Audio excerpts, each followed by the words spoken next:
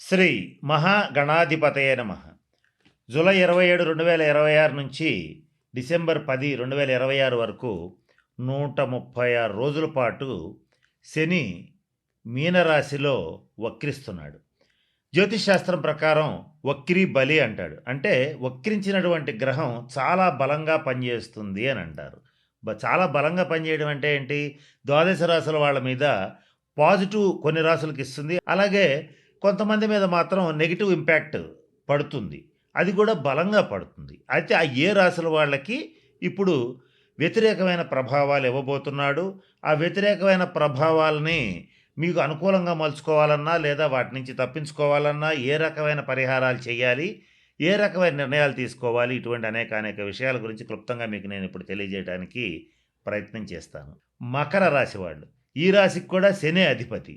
వీళ్ళకేంటంటే ఈ శని వక్ర ప్రభావం వల్ల ఫైనాన్షియల్గా ఏమనిపిస్తుందంటే ఓకే, ఇక్కడ డబ్బులు పెడితే బాగా వస్తాయి, లేదా ఈ వ్యాపారంలో పెడితే బాగా వస్తాయి, లేదా ఈ బిట్కాయిన్లో పెడితే బాగా వస్తాయని ఇట్లా ఒక ఆశ కలుగుతుంది. పొరపాటును కూడా ఆ పనులు చేయవద్దు. అనవసరమైన ఎక్కువ ఆశకి పోతే ఈ మకర రాశి వాళ్ళకి ఆర్థికంగా బాగా ఇబ్బందులు పడతారు. కాబట్టి ఆ పనులు చేయొద్దు. నెక్స్ట్ ఏం జరుగుతుందంటే ఈ 136 రోజుల్లో మకర రాశి వాళ్ళకి జీవిత భాగస్వామి నుంచి కొంత వ్యతిరేకత వస్తుంది. అలాగే కుటుంబ సభ్యుల నుంచి కూడా అనుకోని వ్యతిరేకతలు వస్తూ ఉంటాయి. వచ్చినప్పుడు బాగా విస్తృతంగా విసిగిపోయి గట్టిగా అరవటం కానీ, లేదా కోపట్టం కానీ, లేదా అనేక రకాలుగా ఎవరి పరిస్థితిని బట్టి వాళ్ళు స్పందిస్తారు. అలా వద్దు. మీరేం చేస్తారంటే ఈ 136 రోజులు ఎవరు ఏం మాట్లాడినా మౌనంగా ఉండండి. మౌనేన కలహం నాస్తి. అంటే మౌనంగా ఉంటే తగాదా రాదు. అది జీవిత భాగస్వామితో కావచ్చు, కుటుంబ సభ్యులతో కావచ్చు. కాబట్టి వాక్కుని నియంత్రించుకోండి. పొరపాటును కూడా తొందరపడి స్టేట్మెంట్స్ ఇవ్వద్దు. ఇది ఇలా చేసి ఉండాల్సింది, ఆడు అలా చేశాడు, ఇది ఇలా చేశాడు, ఇట్లా మాట్లాడొద్దు. మీ జీవితం ఏదో మీరు చూసుకోవటం ఈ 136 రోజుల్లో అవసరం. నెక్స్ట్ ఫైనాన్షియల్ డెసిషన్స్ తీసుకునేటప్పుడు, అంటే కొత్తగా వ్యాపార వ్యవహారాలు నిర్ణయించుకోవాలి, చెయ్యాలి అనుకున్నప్పుడు మాత్రం ఈ 136 రోజుల్లో 1-2 సార్లు క్రాస్ చెక్ చేసుకునే చెయ్యండి.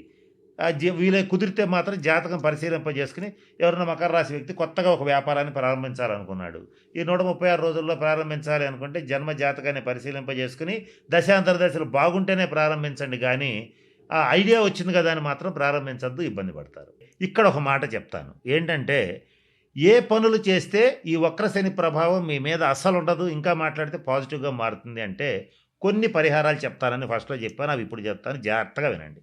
ఏంటంటే, వృద్ధులు, వికలాంగులు ఎవరన్నా ఉంటే వాళ్ళకి సహాయం చేయండి. అది ఆర్థికంగా కావచ్చు, అలాగే వాళ్ళకి సర్వీస్ చేయటం కావచ్చు. వికలాంగులు ముఖ్యంగా ఎవరైనా కుంటివాళ్ళు ఎవరైనా ఉంటే వాళ్ళకి ట్రైసైకిల్స్ అంటే 3 చక్రాల బండ్లు ఇవ్వటం కానీ, లేదా వాళ్ళ ఆసుపత్రి ఖర్చులకు డబ్బులు ఇవ్వటం కానీ. రోగుల్లో కూడా మామూలు రోగులుగా దీర్ఘ రోగులు, కొన్ని దీర్ఘ రోగులకి తరుణ రోగులకి తేడా ఏంటంటే, తరుణ వ్యాధులు అంటే అప్పుడే వారం 10 రోజుల్లో తగ్గిపోతాయి. దీర్ఘ రోగులు అంటే నెలలో సంవత్సరాల తరబడి వాళ్ళు రోగిష్టివాళ్ళలానే ఉంటారు. వాళ్ళకి సేవ చేయండి. ఇంకా కుదిరితే ఈ 6 రాశుల వాళ్ళు ఎవరైనా రక్తదానం చేసే అలవాటు ఉంటే చెయ్యండి, అది మీకు మంచిది. ఇక ఇంకా ఎవరైనా సరే ఈ 6 రాశుల్లో శనీశ్వరుడికి సంబంధించి మంచి ఫలితాలు పొందాలంటే ప్రభుత్వ ఆసుపత్రులకు వెళ్ళి అక్కడ ఉన్నటువంటి రోగులకి కావాల్సిన మెడిసిన్స్ ఇప్పించడం కానీ, ఏదైనా పళ్ళు ఇవ్వటం కానీ అవకాశం ఉంటే చేయండి. ముఖ్యంగా వృద్ధాశ్రమాలు, అనాథాశ్రమాలు కాదు, వృద్ధాశ్రమాలు ఎవరికైతే ఉంటాయో అక్కడికి వెళ్ళి వృద్ధులకి సేవ చేయండి. వాళ్ళకి కావాల్సిన వైద్య సదుపాయం కల్పించండి, వాళ్ళకి కావాల్సిన సేవలు చేయండి. శని గ్రహం అనేటువంటిది వృద్ధుల్ని సూచిస్తుంది, నల్లటి వాళ్ళని సూచిస్తుంది, కుంటి వాళ్ళని సూచిస్తుంది. అలాగే నలుపుకి సంబంధించినటువంటి విషయాలు, నూనెలకు సంబంధించిన విషయాలు, పత్తికి సంబంధించిన విషయాలు సూచిస్తుంది. ఈ 6 రాసుల్లో ఇటువంటి వాటికి సంబంధించి వృత్తి వ్యాపారాలు చేసేటువంటి వాళ్ళు చాలా జాగ్రత్తగా ఉండాలి. వీళ్ళకి తగిన నిర్ణయాలు తీసుకోవాలి, తగిన శాంతి పరిహార క్రియలు పాటించాలి. ఇలా చేస్తే ఖచ్చితంగా మంచి ఫలితాలు ఉంటాయి. ఇంకొక ముఖ్యమైన విషయం, శని ఎప్పుడు కూడా క్రమశిక్షణను కోరుకుంటాడు, ఆనెస్టీ, నీతి నిజాయితీలను కోరుకుంటాడు. ఈ 6 రాశుల్లో ఎవరైతే నీతిగా నిజాయితీగా ఉంటారో, క్రమశిక్షణతో ఉంటారో, పరద్రవ్యాన్ని ఆశించరో, అంటే ఎదుటివాడి ఇల్లు కొంప కొల్లగొట్టి కాజేయాలనుకోరో, వాళ్ళకి మాత్రం మంచి ఫలితాలు ఉంటాయి.